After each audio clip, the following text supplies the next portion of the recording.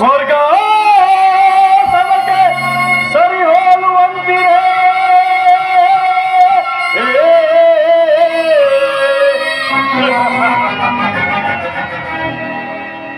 ಕುಂದಿನಿಯ ಸಂಪನ್ನ ಈ ಮಣಿಮುಕುಟ ಮರ್ಧನಗೆ ದುರೋಧನ ನಿಪುಣ ನಿಜರೇ